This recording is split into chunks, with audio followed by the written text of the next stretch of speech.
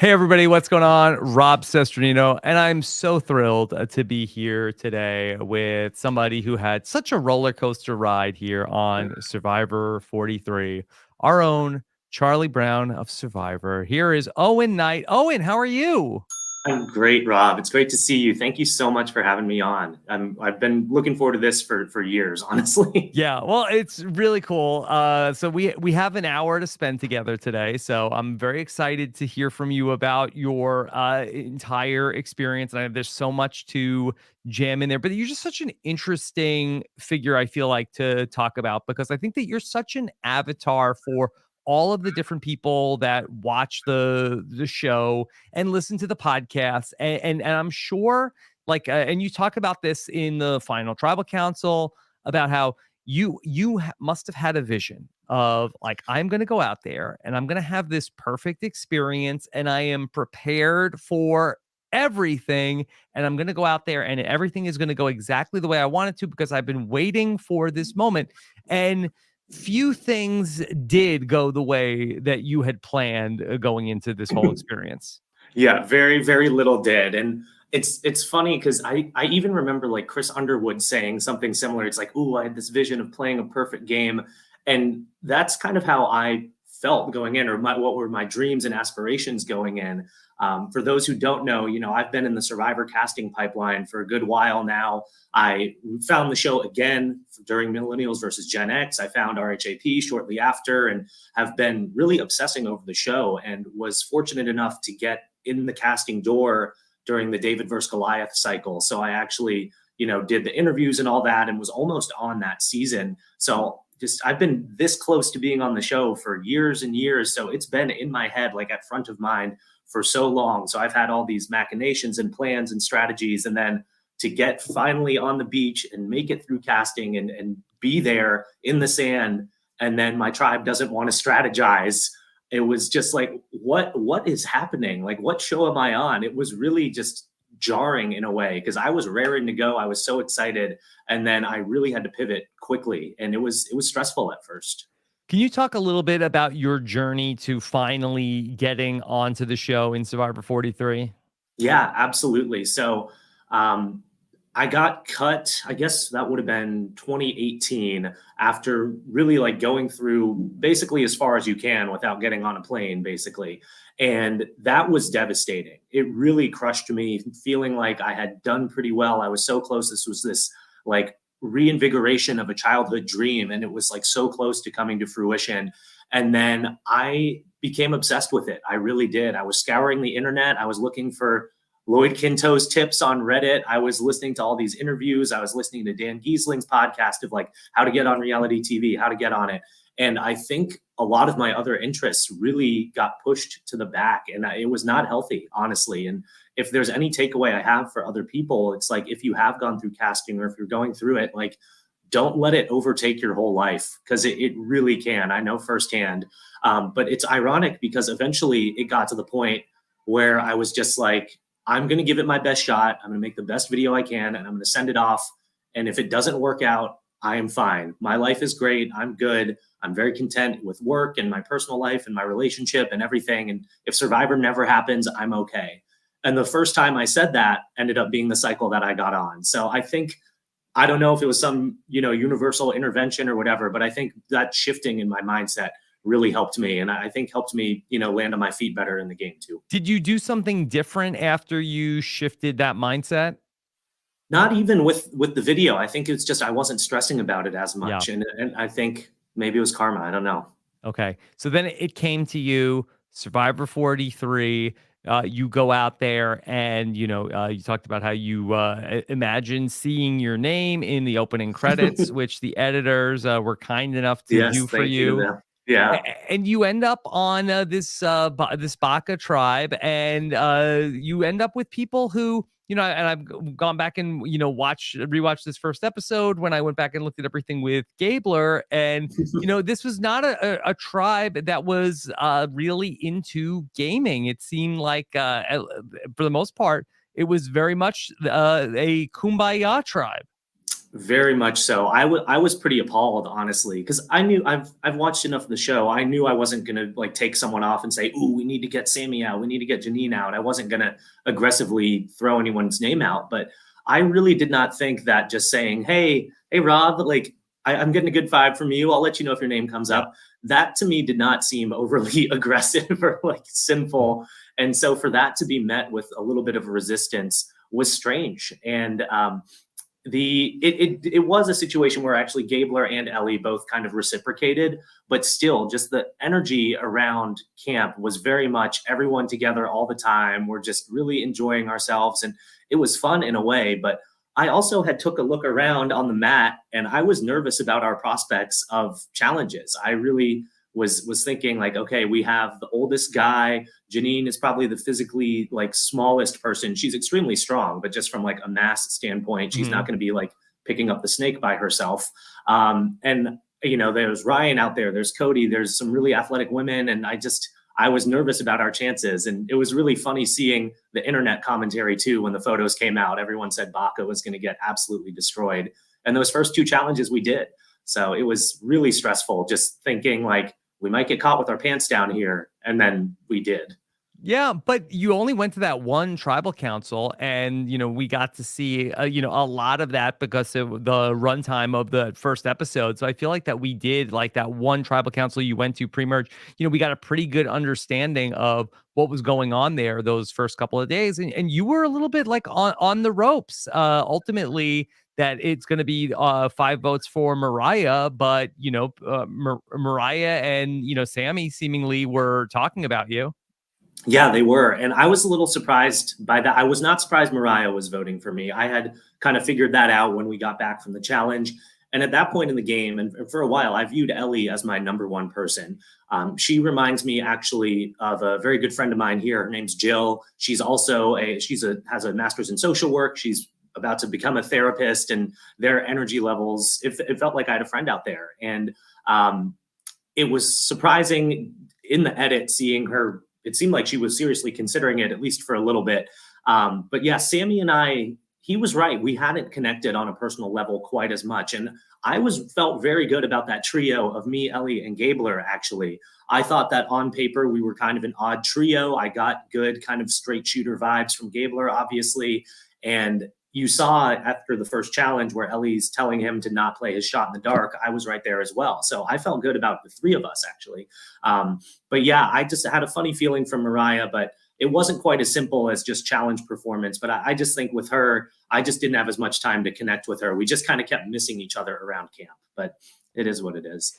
So the whole thing with Gabler early on, where he is willing to kind of like fall on his sword, seemingly, he said, "I'm going to play my shot in the dark." I mean, was that something that you thought that maybe should have been given like a little bit more consideration of, hey, let's just get rid of Gabler? Because, also he's going to start to be like fading pretty hard physically in the early going. I don't know if that had happened quite yet in those first couple of days, but is that something that you were thinking about?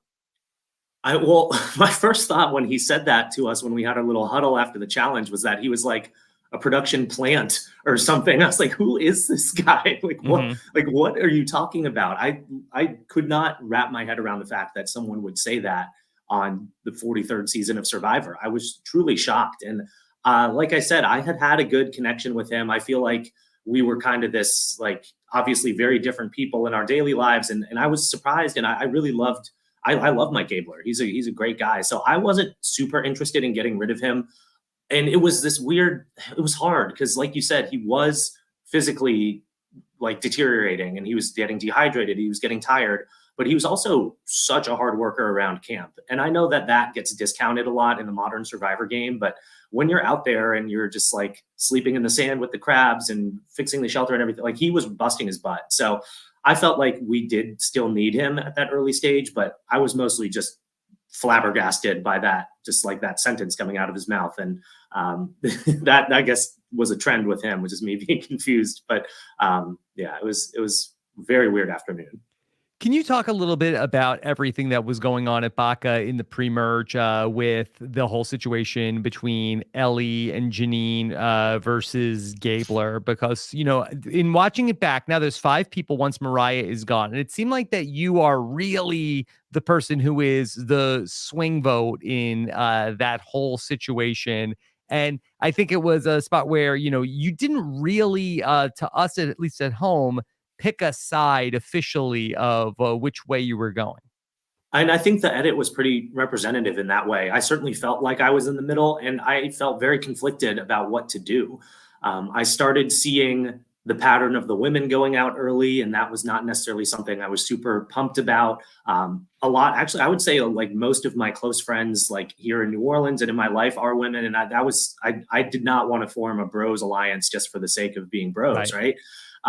But I also saw that it seemed like a more clear Ellie Janine pair than Owen, whereas me, Sammy, and Gabler felt more like an even trio, even though I maybe felt less good about moving forward with them, just given how much of a wild card Gabler was and all that. So I was very conflicted, and I was a bit fencerton about the whole thing. And I think that did not help me a lot, just because then when the merge came around, like it just all imploded. But to go back to the kind of the whole bag gate of it all, I I just can't believe that Ellie and Janine thought Gabler was so stupid that he couldn't read his clue. Yeah. Like I was just like, what is wrong? He can read. He can read. And they're like, no, I don't think he's gonna look again. I think it's fine. I think people I was just like, no, he's gonna figure it out. He's not a total moron. And I just could not figure out that they were underestimating him so much. So that should have been my sign to just cut bait and just be like, all right, like this is not going to work moving forward. If you really believe that you've hoodwinked this guy into thinking that his parchment is wrong or something. Mm-hmm. It's interesting, in the pre-merge, you have Jesse over at Vessi, who's like, hey, I feel like I'm in the middle right now. It ends up being like a great spot for him. Carla, same thing. Like, I feel like I'm in the middle of everything right now. And here's you're in similar positioning on Baca, but for whatever reason, it didn't work as well for you. Have you given any thought to that? What was the problem with being in the middle? That I think part of the problem is like just the feud between Gabler and Ellie, like that implosion at the after the Earn the Merge challenge. I think that really, I don't want to say it ruined everything, but like that frustrated me a lot to think like, we viewed ourselves as the underdog tribe after we got destroyed in those first 2 challenges. We felt like we busted our butts to go on that winning streak and make it. And we felt like we had some good inroads with Noelle and Dwight over on Vessi, and you saw them help us on the puzzle.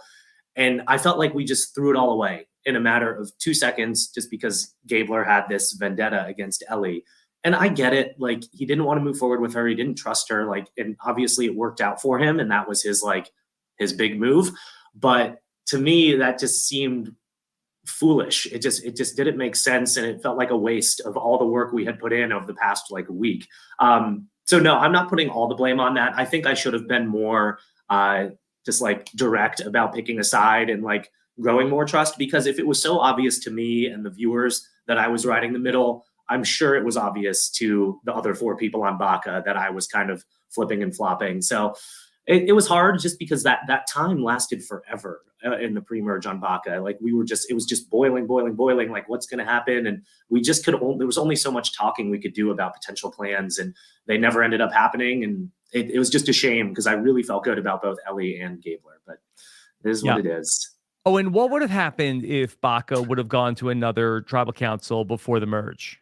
I would have wanted to get Janine out. That was my plan. I did not trust her. I felt like Ellie and I had a closer relationship than Janine and I did. And obviously Ellie and Janine had a very tight relationship. And so my target would have been Janine, but the guys really wanted to get Ellie. And for Ellie and Janine, I think they would have wanted to get Gabler out. And I don't know. If I had been able to convince Sammy and Gabler to go for Janine, I think that's what would have happened.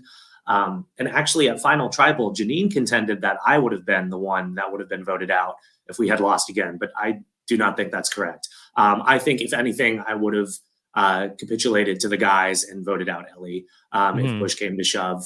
But we'll never know for sure. But I felt like I was in a good spot to not go home. I just have one other pre-merge thing that I wanted to ask you about. When you had the chance to go to Shipwheel Island, I went back and I looked at how that played out. So Baca is picking who gets to go. Baca picks Noel. Baca picks James. And then you ultimately volunteer to go out there.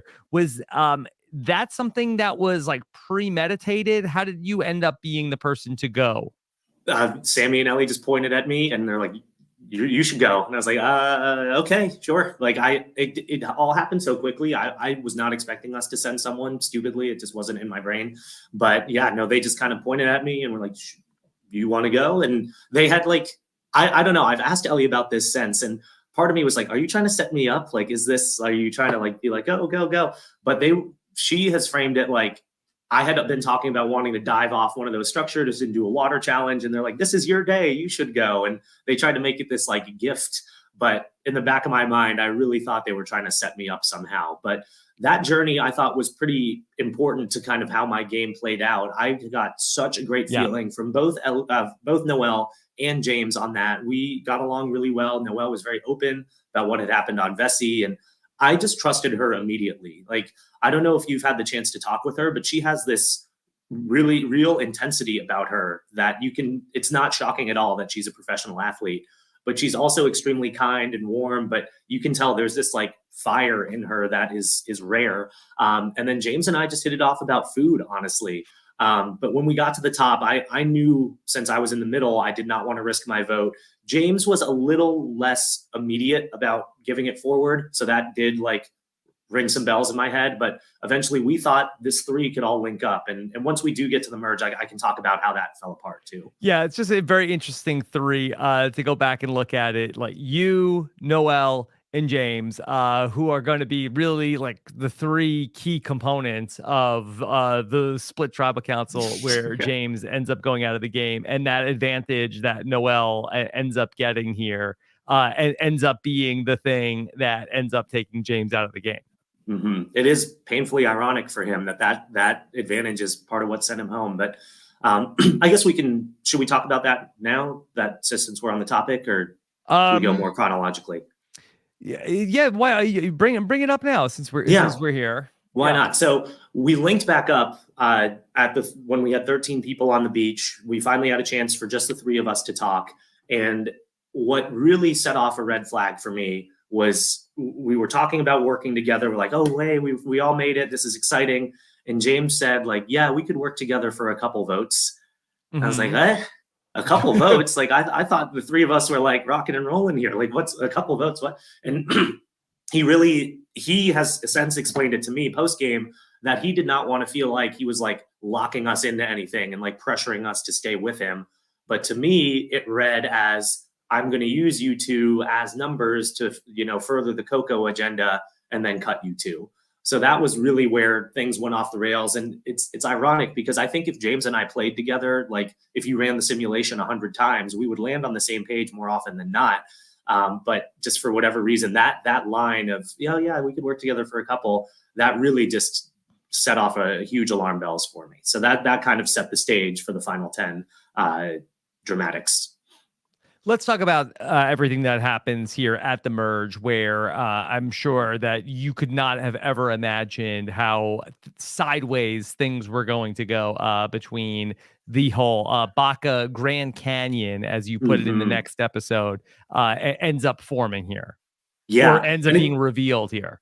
Very, very revealed. Very huge invitation from Gabriel. Like, look, we all hate each other. Like, just come on in. And yeah, I don't need to rehash what I all said already, but yeah, it was just so disappointing. I remember coming back from a walk and heading back into camp. I'm like, okay, here we go. Like, and Ellie and Sammy are talking on the path, and Ellie just turns to me and goes, I need to talk to you. And I felt like the Donald Glover pizza meme, like walking into the burning room. I was just like, what? And she's like, you guys told Gabler. I looked in the bag. I was like, no. Darkest timeline. And then the rest of the afternoon, I had to go on damage control. And I was really, really trying to save Ellie to a fault. And that's the thing. I think part of what went wrong with my game was that I was a little too loyal. I was a little too trusting. Like in my like pregame, like how 3 words to describe yourself, loyal was one of my words. And I think that loyalty to Ellie, the loyalty to Dwight, I think I don't regret it because that's kind of I like them a lot and I felt like a very equal partner strategically with them.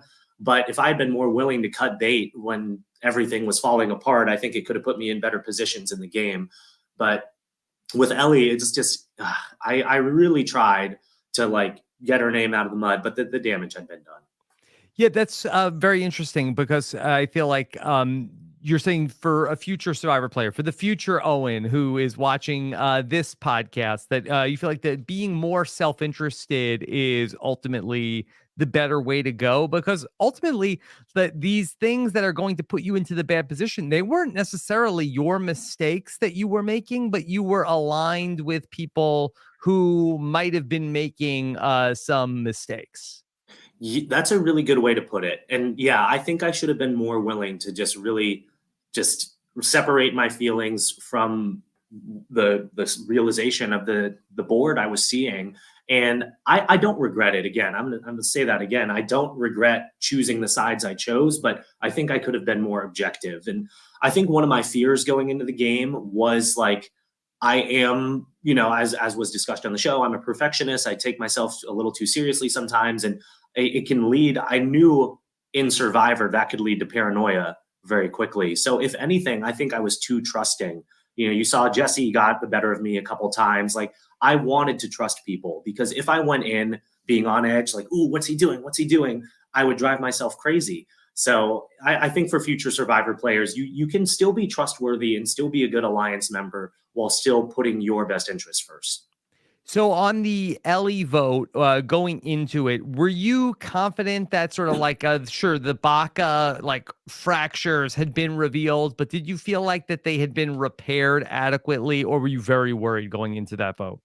I was not super worried. I really thought we could just put it aside for a second just so we could get a better stranglehold on the numbers. And I knew we were going to have to deal with it later. I knew it was going to come up. I knew it wasn't solved forever, but I thought everybody could be objective enough to just say like, "Hey, we worked this hard to keep the numbers. Let's take out a Coco and then we'll have a more commanding lead and then we'll have more flexibility and then we can duke it out." But obviously that is not what happened. Okay. So when Ellie ends up going home there, now, your reaction to that, is well documented in the episode. And you talk about how, the whole everybody can see that Grand Canyon. It's interesting. The name of that next episode is called Oh, in a Bull in a China China shop. Shop, which is one of your quotes referring to your impression of Gabler. Yeah. I mean, I again from day 3 when he told us he was going to follow in his sword to revealing to everyone that Ellie had gone through his bag, it really was like I just could not wrap my head around it. There was a confessional I actually gave that I said Gabler has the social nuance of a hippopotamus, and I really loved that one because it made all the camera people laugh. But ultimately, he got the last laugh, obviously, because he won off of an amazing social game. But that I honestly I love that he won in many ways just because it just throws the playbook out the window. Like he's doing all these things that make on paper like what the hell are you doing? Yeah. But it worked. Like he really was able to build those one-on-one relationships. But for me at the time, especially after the Ellie went home, I was just like, what is going to happen next? Like what thing is going to make him just throw someone under the bus? And you can I think he had this like I don't want to say luxury, but I think he played into he knew everyone thought of him just as a kooky older guy, right? Like, and he could kind of like lean into it. And he actually has some great stories about there were days where he'd be intentionally like not rub his sunscreen in and like be like, oh, what's happening? Or there's a day he was chopping a coconut and he like missed it like 3 times in a row on purpose just to screw with us. And I think he played into that role very, very well. But it scared me. It scared me. And you saw me talk to Dwight about my hesitancy to move with him long term. Yeah. With Gabler, and being such a different type of winner that we had on the show. I mean, you were, I felt like that the person who really embodied sort of like the meta survivor player going and being out there on the show. In a way, do you feel like that kind of maybe hurt you in that, everybody is like a super duper fan that comes out to play. And so, like the exact like things to be doing, like by the book in all these different situations. And it's almost like that, okay, well, maybe the person who is like the antithesis of the by the book survivor player ends up Yeah. being a person who ends up having success against people who are really playing it by the book.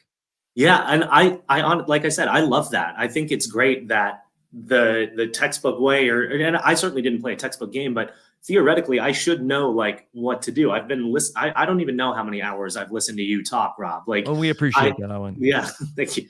And it's just it. I think it speaks to just how really it is a social experiment and how the show.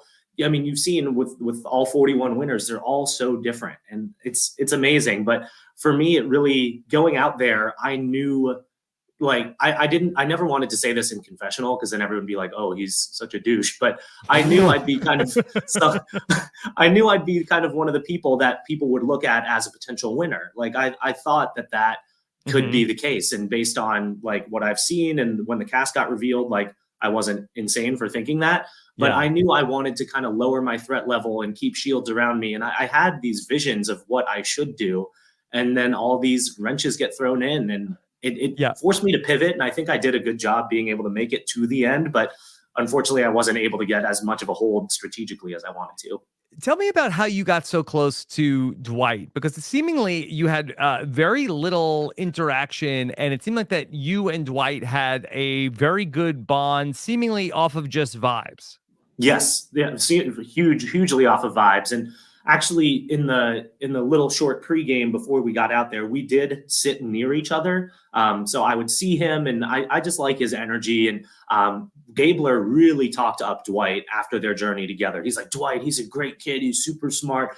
I love that guy. Like should really work with him. And then he helped us on the puzzle. He was actually the one after the third challenge when I went on the journey. We looked over at Vesey, and Dwight was saying, Noel, like send Noel. And he was mouthing it to us. So I felt like he had thrown us a bone. We had thrown him a bone. We had come into this place where we could trust each other to a degree as much as anyone could from a cross-tribal perspective. And I just like the guy. He's obviously one of the most brilliant people I've ever met, but he's so funny. We share a similar sense of humor. He's plugged in with kind of a lot of the meme humor I enjoy, and we like some of the same video games. And yeah, I loved him personally. And then the main thing strategically why I kind of chose him over James was that I felt that Dwight really was giving me a seat at the table and was listening to what I was saying, and we were talking through plans together. Whereas there was one instance, I think before the Dwight vote, where James had me and Sammy aside and he said, you two vote, us three and my people, we're going to vote for Dwight. And I was like, who are your people? What are the numbers? He's like, don't worry about it. We're fine. And so that's obviously why I chose to stay with Dwight, because James was just kind of telling me this is happening, get on board, whereas Dwight was really talking out the plan with me. But yeah, Dwight's amazing. I love him. So, okay, just getting into this vote where Dwight goes home, you actually, in the Ellie vote, had written down James's name. You ultimately are going to have like issues with James from this point on in the game. Did you have any sort of like conversation with him about like, hey, this was a misunderstanding, like we can fix this, or was it just like he saw his name down and then it was kind of done between you two? More of the latter for sure. We actually I think I lied and said I voted for Ellie because there was so much confusion after that first vote, because it was 4 people who ended up getting votes that night. And there were a couple hinky votes and backup and shot in the dark plays. And it makes the math very hard to follow. So there was a lot of confusion as to what happened. So was there a shot in the dark played? Or no, just like as insurance in case Ellie played hers. But then both sides were playing insurance votes. I don't even know how the Cassidy vote ended up getting out there. But no, James and I did not talk after that. So that is part of one of the reasons I eventually let it slip when we were in the middle of fighting at the final 10. I was like, I did vote for you. And that's why he brought that up when he did Mhm. in that episode. But Okay. no, after Ellie went home, I did not tell him. So, all right, while you and Dwight are, working on this Baca Vessi thing, what you don't realize is that the seven ends up coming together where Jesse and Cody and Sammy slip away and go and start to vote with Coco. In Mhm. hindsight, were there any sort of like warning signs that potentially something else was going on that the Vessi Baca group was missing? Yes, there were. And actually, before Tribal, I did tell Dwight that I had a funny feeling. But what really should have set off alarm bells for me was that A, right before Tribal, Sammy was talking with Cassidy and Carla. And B, I think it was Noelle had told Cass and Carla the split vote plan. And she's like, y'all should get on board. And then they joined as like the ninth and 10th votes. And I was like, who would do that? Who would join a last minute plan against their own alliance and be the ninth and 10th people in on this plan? Like that just does not make sense whatsoever. So I started getting nervous and I looked at Dwight right before Tribal. I was like, bro, like I think I'm a little nervous. Like I'm getting a funny feeling. He's like, yeah, I am too. But little did I know he had given Jesse the idol. Like I really Mhm. think I don't know what would have happened because if he say Dwight still has it, if he plays it, do I go home? I think I don't remember if I had gotten voted. But anyway, Dwight. So that it was 7 votes for Dwight, and then it was Ryan and James that were the Okay. other votes. So I Okay. think Well, he should have played the idol then. Damn it, Dwight. yeah, I think there were 3 votes for Ryan. So Ryan would have gone home. Son of a gun. But yeah, no, that was I that was just such a galaxy brained foolish decision to go for the extra. Like really, we just overcomplicated that for no reason. And I mean, props to Jesse for being so trustworthy that he just got the idol handed to him in the back. Okay. So now once again, okay, Dwight has gone home, and now this is 2 votes in a row here where things have really not gone your way. How are you feeling now at this point where the merge has completely just been a disaster so far? I am not feeling great. And this Yeah. is where they bring up my backstory and they relate it to the game. And I I was feeling very distraught. And this speaks again to the kind of like the meta-ness of my survivor knowledge. But like literally right before we had left, I had seen the statistic about like winners and voting correctly at the merge. And that like, 85% of them vote correctly at the merge or something like that. I'm misquoting, but that was like very much at the front of my mind. That was like one of the last things I'd seen. And I was like, no, it's gone so bad. And like, I was laughing about it a bit. It's like, man, I better recover. And then the Dwight vote goes wrong. And then I'm just feeling really on the outs. And it was hard because Janine and I are just working our butts off trying to get something together. We're really trying to work with Carla and Cassidy, get the women together to take out Ryan was my goal there. And I wish they had shown that a bit more, but God, it just felt like running into a brick wall. It was extremely frustrating. And this is when I'm starting to feel like I'm iced out and just no one's talking Yeah. to me. And it started blurring the lines of the strategic frustration with the personal, just like, man, this just sucks. Like no one's talking to me. I feel like there was one moment I remember we were all sitting on the beach and I could physically like feel like I was on the outside of this circle. And like, I tried to sidle in and everything, but I could tell there was some distance. And Dwight was the one who told me actually people, and I won't throw anyone under the bus because it's not personal and it's fine, but like the majority had come to a decision that they shouldn't talk to me. And so I was not off base for thinking that. And it sucked. It was really a bummer. Yeah. And this is the point where everybody's going to have the chance to volunteer to sit out of the challenge for food. James says to you before the challenge, You're hey, protected. you're protected. You're good. And that seemed to really annoy you. And to the point Yes. where, I don't know, was that extra motivation for you to win immunity? Um, I maybe so. I mean, I was mad for sure, and Ryan actually, bless him, he had floated out that my name had come up, so I knew I was in some danger. But I wanted to win all the challenges. Like I Yeah. think ultimately it was kind of irrelevant. I was very pleasantly surprised with myself with how I performed in challenges, but I wanted to 3 immunity win them wins. all. Yeah. 3 immunity wins. 3 immunity wins. Yes, I was really I wanted to do the best I could in those, and I never was going to sit out.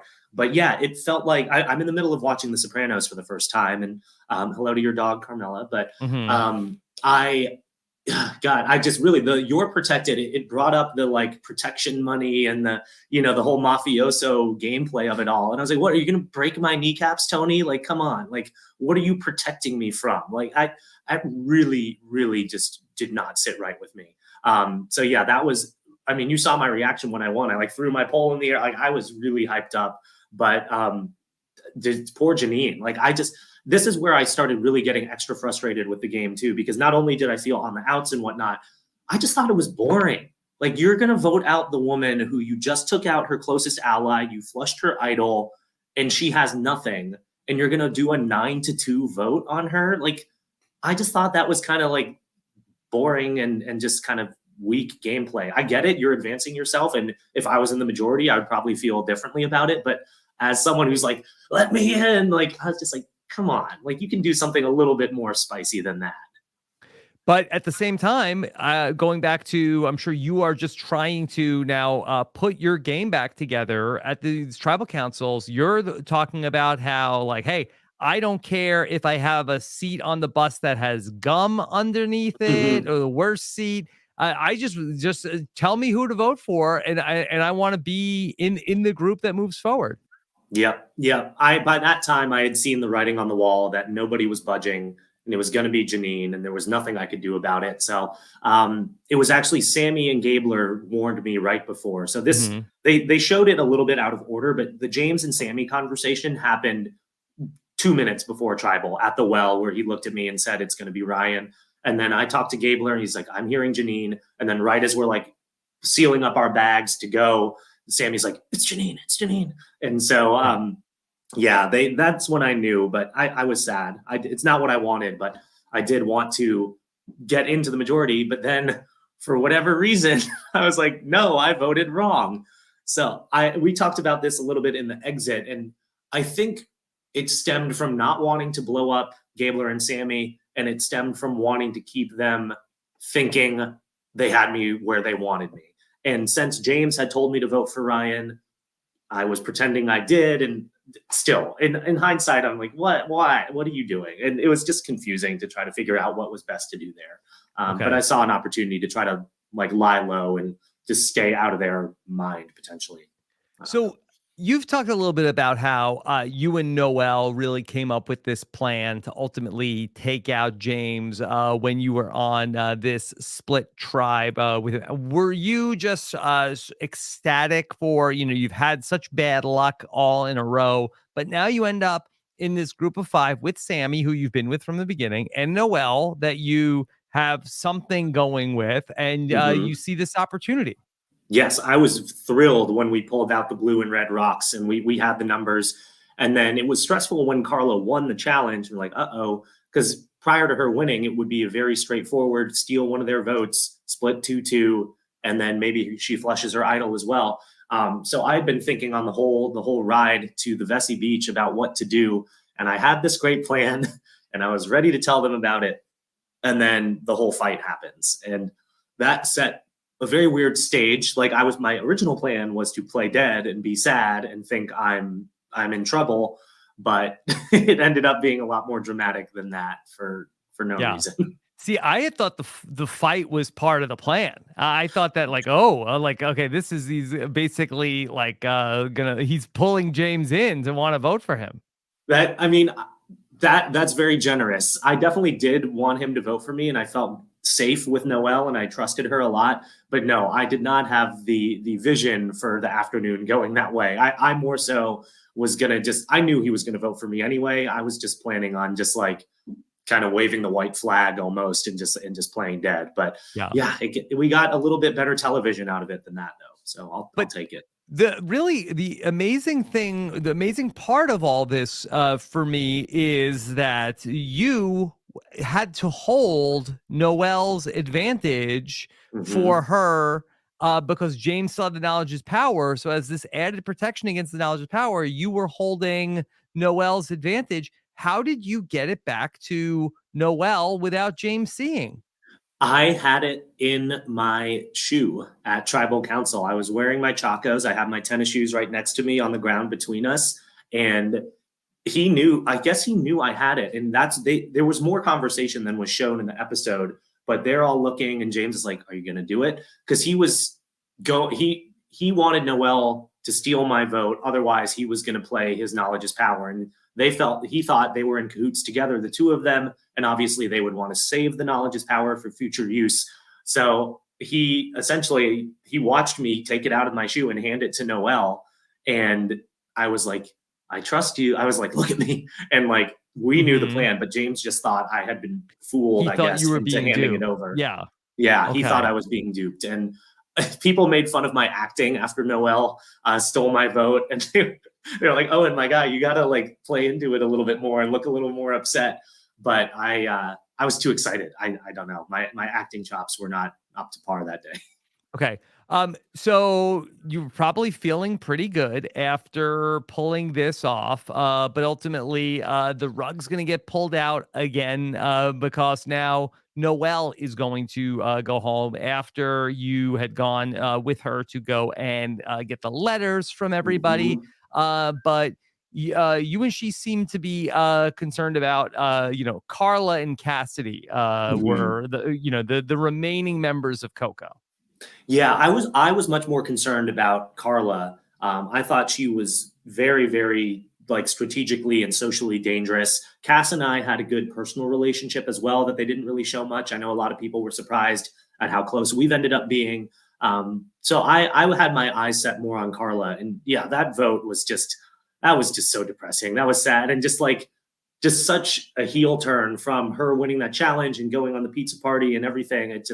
I'd really finally I felt like I had something going, and then it didn't. But yeah, Carla I viewed as very I saw her and James as the drivers of Coco, and I think James got more of the credit, and I viewed him as more threatening just because he was the one more communicating with me and wheeling dealing a bit. So she did a really good job kind of hanging back and still more quietly behind the scenes doing it. But that made me even more scared of her socially. Okay.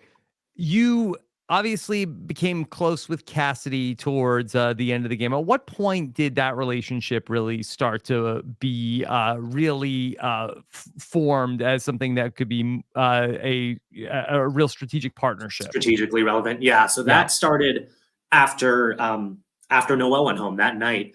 Gabler pulled me aside, and he had actually tried to warn me before tribal. It was raining that afternoon, and he had to go on a walk right before tribal, and he was trying to get me out of the shelter to get a bottle of water with him, but it would have been way too suspicious because it was like dumping rain, and he was trying to tell me it was going to be Noel. So he apologized about it. He told me he was trying to get me, and he said, I have a plan to get to the final three, and it's you, me, and Cass.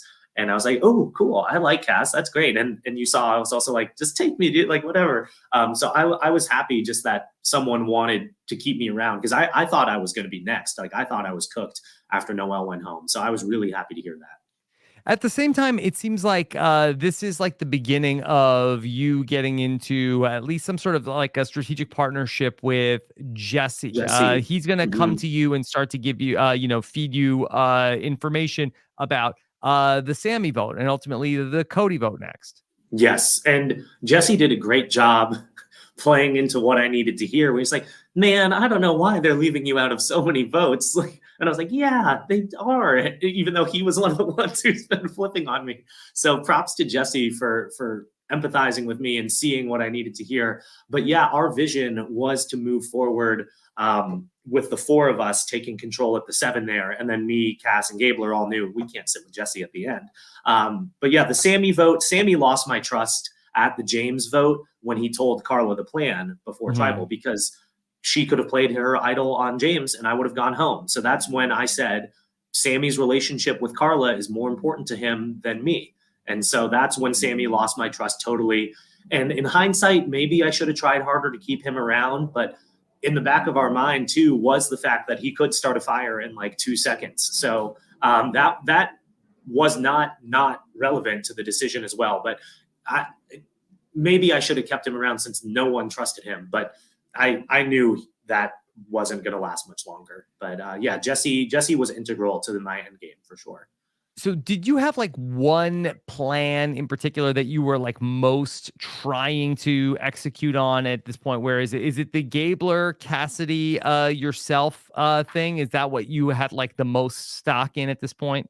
Yes, 100%. I knew that that was really my only chance at having a shot to win, right? Like I knew how my game had gone. I knew that, people would want to see your resume or more strategic decisions being part of someone's survivor path. And I didn't think people took Gabler seriously. Obviously, you saw my reaction after he won. And Cass, like I didn't see her as the most threatening person of the Coco 3. So maybe other people would. So I felt like I had the best fighting chance against them too. I was still apprehensive about whether I would win or not, obviously, but I thought it was my best shot for sure. Okay. Can you talk a little bit about your part in the Cody vote? Yeah, that was such a beautiful plan coming together, and I wish I had a larger role in it. So Jesse came to me, and he said, "This is trust. I have Cody's idol. We're going to play it. We're going to flush the idols." I'm like, "This is brilliant."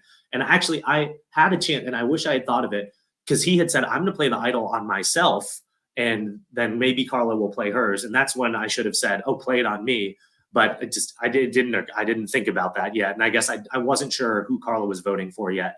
But I had fun that day because I was acting and I had to kept like changing roles as to like, "Oh, Carla, I'm so sad. Like, let's take out Gabler, please, please." And then Cody, I had to act all hyped up that we were taking out Carla. But then the last minute shenanigans with Cody asking for his idol back, that's when I should have said, "Okay, Cass, Gabler, Jesse lost the idol. Like, who knows what's going to happen? Let's vote for him." That is my one thing that I think I should have done that would have put me in a better position to potentially win. And it sucks that I didn't think of it at the time. But I stand by, and I said this in our exit, so I won't take forever on this, but I just, given what I knew then, like Jesse didn't have that huge move yet. Like he was willing to work with me, and Cody was so threatening in challenges. Like, I don't blame myself for not thinking of it, but that is a very clear point where I could have taken control a little bit more. But it's the way she goes. You're working closely with Gabler at this point, and then for from like the Carla perspective of like, oh, it's going to be Owen versus Gabler. Like on the side, are you and Gabler like we're good? Like everybody thinks that we're being played. Yeah. We're not going home tonight. Yes, we were feeling very perfectly. Very good. Yes, we were laughing a lot. We were like, "Oh man, this is exciting!" Like it was awesome. But actually, something about that vote that I'm not sure how many people know, Gabler actually didn't know that Jesse had Cody's idol. That was part of the plan. And I know, I guess Jesse did talk about this, but that was part of the plan that we didn't tell him because he had accidentally the day prior almost told Sammy that we were splitting the votes on him. Like he asked Sammy who he was voting for that day. He's like, "Carla, obviously." And so we were a little nervous of telling Gabler about the idol in case it slipped out. And I think that's when I said the hippopotamus thing. And that is also what ended up surprising me a bit about how many votes Gabler ended up getting, because I thought that we didn't trust him enough to tell him the plan, or we were nervous. And it's not that I didn't trust him, but we were just nervous that it might slip out if we told him. Am I making sense here? Yes. Yeah. So, all right, at the final five, ultimately you have like a, classic Owen, up and down misadventure of that Carla happens to, sneak out from under you, even though you played Wordle all the time, and gets the advantage, but you ultimately win the immunity challenge. You pick Cassidy to go on the reward. Anything else from the final five that you want to highlight? Not really. I was just so excited to win that challenge because at this point, I saw my vision as winning Final Five, winning Final Four, taking the necklace off, beating Jesse and Fire. I saw that as my one shot to potentially win the game. So I was like, yes, you would have done that. Yeah. I think I would have beat Jesse and Fire. And I think I would have gotten some votes. I don't know if I would have won, but yeah, I think I would have beat Jesse. But yeah. Well, let's just talk a little bit about the final tribal council a little bit more. And, of course, like we see such a cut down version of it. It goes on so much longer. So what are some other things from the final tribal council that really stand out to you as being important? Yeah, well, I rewatched it yesterday, and It's hard. It's hard. It's still hard to watch. And I think I've processed it, and I'm much better than when I first saw it. I was kind of a Can I wreck ask after that. what's the hard part about it? The hard part for me is like I felt pretty good about my final tribal leaving, and even some of like the field producers or whatever, they said they like, you did so great, like I would have voted for you. So I felt very good leaving the show and thinking about it for the past few months. But then watching, I was like, like come on, man, like have a little come on. Like I think I was on the wrong side of the line between self-awareness and self-deprecation. I think I could have been a bit more kind to myself and pumped up my game more. And it is hard to watch because I do regret. And do I think it'll change the outcome? Ultimately, no, I don't. So I can still sleep at night. I don't feel like I totally screwed up to the point where it forced me to lose. Yeah. But I think I could have garnered a vote or two if I'd answered a couple questions differently.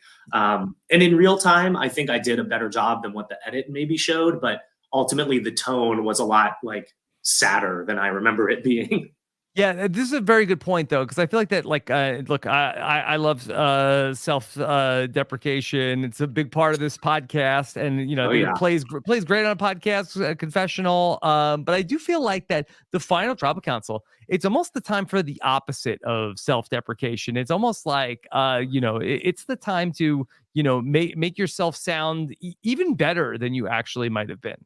Yes, if there's any time for gravitas and a performance and really hyping yourself up, it is Final Tribal. And I don't know why. I knew the jury wouldn't respect me though, and I think that's where I convoluted things. It's like I knew the jury wouldn't respect me if I tried to make my game sound more impressive than it was, but I should have spoke impressively about the game I had, if that makes sense. Like I needed the gusto behind a winning Final Tribal with the self-awareness of a very lackluster game. And I ended up just miscalculating there. And it is what it is. I can still sleep at night. It's fine. But yeah, watching it back is tough. But what people didn't see, like I think I described it as word salad with you when we talked after the finale. And it was a journey for sure. It was probably close to 2.5, maybe 3 hours. I don't know for sure, obviously, but there were some very meandering answers, and I think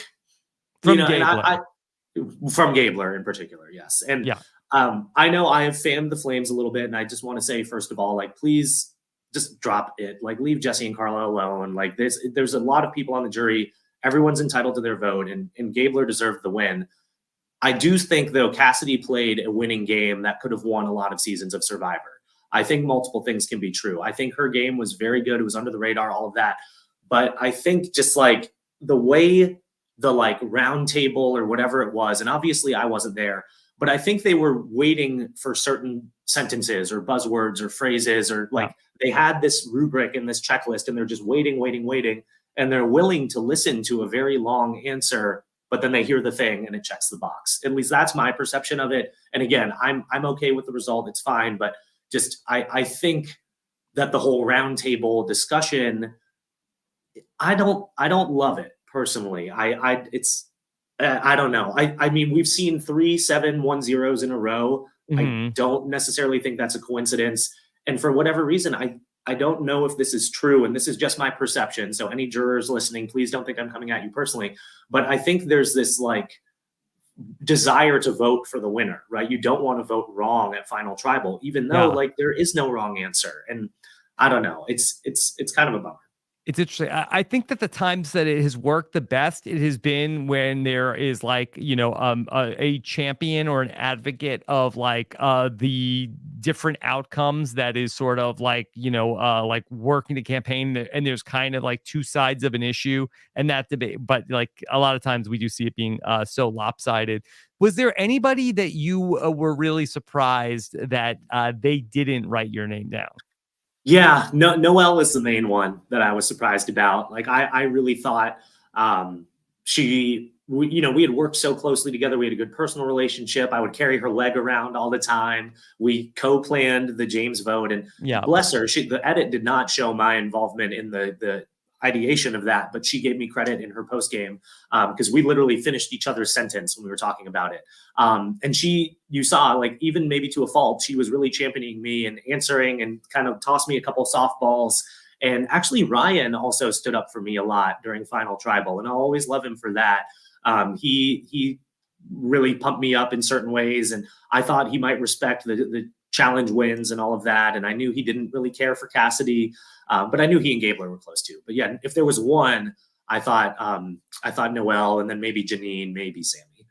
So I thought maybe I could get 1 to 3 in a best case scenario, but wasn't going to happen. Yeah. Now, Owen, you've had so much time now to reflect on, your experience, and, you knew the outcome when you were there, and then ultimately have gotten to watch it. That do you have any, feelings about like this whole experience now, looking back? It was something that you wanted so badly, and then you got it. And now, how do you feel about the whole thing? I feel great about the whole thing. Thank God. Like I knew I would be so crushed if I had gone out first. And I felt like I had gotten lucky in that I wasn't first boot after that Mariah tribal council. And so I felt so fortunate to be there every single day. And then through the viewing, like the producers giving me so many confessionals and giving me the fun, like production tricks and the name in the credits and the advantage checklist. And I really was one of the main narrators of the season. And I'm so, so thankful to them for that. And getting to share my story and the adoption story in a very like tasteful way. I felt it lived up to every expectation. And I knew you only have a 1 in 18 chance of winning going in. And so to make it to the final 3, to make it the whole way, to make some lifelong friends out of this, I would do it again in a heartbeat. And I am just I could not be happier with it, honestly. And I think losing and the aftermath and all that, like I'm very at peace with everything. I actually, when Jeff was walking down with the urn, I looked at her and I said, I'm at peace. Like I'm good. And, there have been some bumps on the road just with wounds getting reopened over the viewing, but it's been tremendous. And the support from my friends and my family and from the podcast community as well has been awesome. So no, I don't regret it for a second. I'm so glad I got to play. And I think I did the best I could. And I think I pivoted. I think I adjusted when I needed to. And I was true to myself. I think the edit that was shown, and my friends have told me this as well, it's like it captured me in a very real way. So I'm a lovable curmudgeon. A lovable curmudgeon, exactly. Although I don't think you're that much of a curmudgeon. No, I don't think I am. I mean, my fiance might say differently, but I think in general, yeah, I will. I'll tell her hello from you. But yeah, no, I think it got a lot of me and how I can be hard on myself and how I am loyal and I can be strategic in times. And it was fun. It was really fun. You wore your heart on your sleeve. We got to know the real you, and we got to see, all the highs and lows of your experience. You really did. Got to see it all, and it felt like me. Watching it back, it felt like me, which was super cool. You were even recognized by Sia as being somebody who was a Sia Award worthy winning player. That was wild. I actually thought I was going to get in trouble. So to set up the call, they reached out and they're like, hey, can you hop on a call soon? And I was like, uh-oh, they're going to yell at me for telling Dalton Ross F the after show.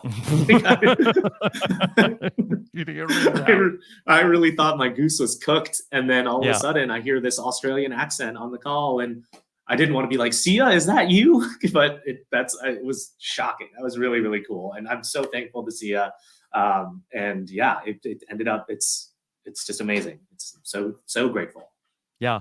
Okay. Well, Owen, thank you so much for coming back and talking a little bit more about your experience. And of course, it's I was very proud of the game that you played. Coming out of this like crazy world of RHAP, and so I just think you did a really, really great job, and I was so happy that you got this experience.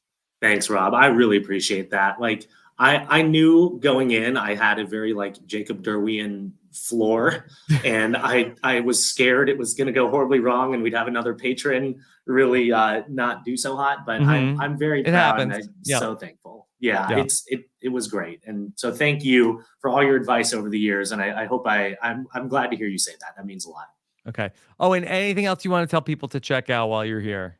No, I mean, I guess, yeah, if you ever want to reach out on Twitter, I'm Tulane Owen on Twitter. Shout out to Tulane football, Cotton Bowl champions. Very exciting season for us. Yes. And then I'm the Young Knight on Instagram. And Yeah, no, I hope to be, and I plan to be involved in the community in the future. As everyone knows, I love the show so much. I love your community. I love meeting fans, and it's been so fun. So I hope to see everyone in the future on a podcast or in real life. Okay. Owen, thank you again so much. I will talk to you soon. Thank you all so much for listening. Take care, everybody. Have a good one. Bye.